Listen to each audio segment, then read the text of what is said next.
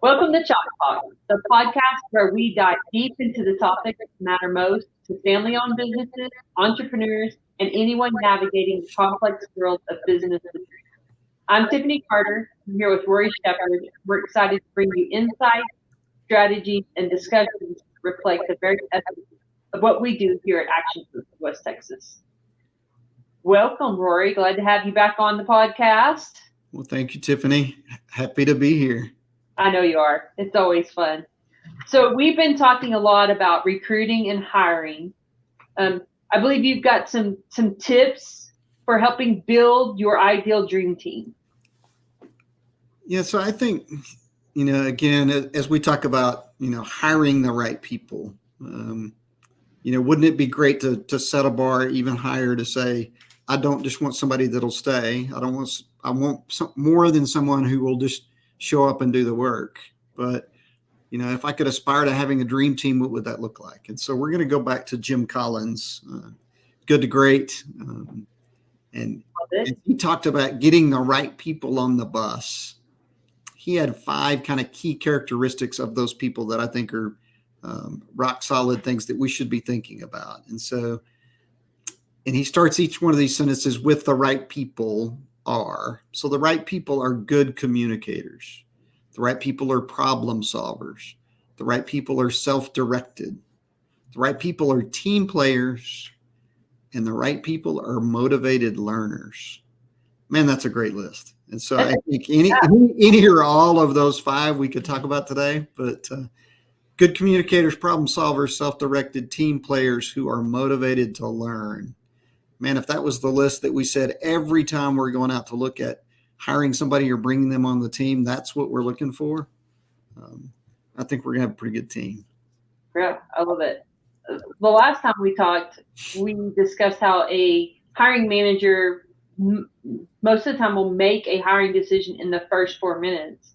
So I'm curious, that makes me think the question, how am I going to know they're a good communicator? Yeah. If I'm only spending 4 minutes having a conversation with them, right? Yeah, I think that in that first 4 to 4.5 minutes, all I can know for sure is that they can do a Google search on me. They can look me up on Facebook, right? They can find out a few key things, and then they can ask me about myself. And so then I end up spending 3 to 3.5 minutes of that first 4.5 minutes talking. And so really all that did was prove that you could ask the right questions so that I talked for 4.5 minutes. Right. Not a good formula for success. So how would you flip that? If that's the way we're seeing those types of interviews go now, what changes would you advise someone to make? Well, I think part of that is how often do you go into an interview where you're just winging it? I'm going to ask questions that I feel moved to ask when I get into the interview. Or I've got my standard set of 3 questions of, what kind of restrictions do you have on your calendar?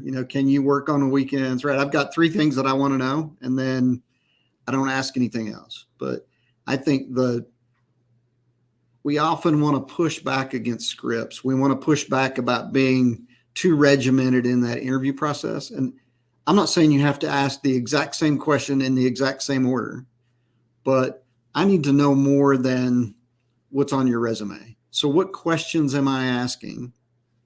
And how consistent am I across the people that I'm interviewing so that I know those things? That would be one. Another would be at least traditionally, I've always been in a situation where we think that the best interviews are one-on-one. And I would, or a panel interview where it's 5-on-1, but the one is the candidate that's being interviewed. And I would say if you flip that script as well and said, no, let's bring 5 or 10 candidates into the room at the same time and then watch them interact, ask them questions, and then go around the room. So you get a feel for the communication styles, the interactions, but I can also watch body language. So we know that, only about 7% of communication is the words that we say. Then it's body language is a huge portion of that. And then 38% is tone, inflection, those kind of things. And so if I get you talking, but also in a group environment where I get to see your body language, but also your body language when someone else is talking, I'm going to know way more about you as a communicator and your communication style. Right. And I love that because it takes a little, right, we get beyond the 4.5 minutes. Absolutely. Way beyond.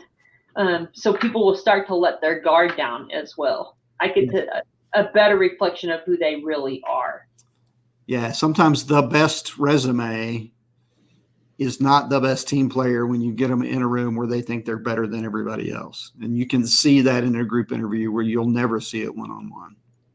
Right. And we definitely see that when they're engaging with the team. And by the way, the bells and whistles are going off, and it's way past the time of retreat at that point. Yep. Right. Awesome. Really good stuff. How are you going to know if they're a good problem solver?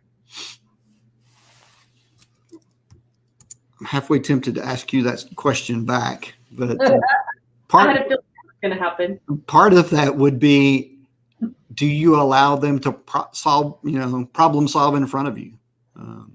Now that can be standardized tests. That can be some logic problems. I mean, there's lots of different ways to see that. But others is to put them if I put them in a group interview setting, there's going to be a communication faux pas that happens, or there's going to be a problem that gets created. Now you can do that in that group interview as well. Is let's do an exercise, right? Let's do something together as a team and solve a problem and see how they act and interact with each other. Right. I think the options are endless, but I need to get you in a situation where I can see that before I hire you. I can also ask the question, tell me about the biggest problem that you've solved in the last 6 months in your current job. Mm-hmm. What were the obstacles that you had to face? How did you get to overcome those? Right. And I get to see the logic demonstrated in that conversation. Yeah, that's fantastic. So today we've shared building the right dream team, right? It's the right people are good communicators. The right people are problem solvers. They are self-directed. They are team players, and they are motivated learners. So spent time on the top 2. Thanks for your time today, Rory. We'll see you next time on Chalk Talk.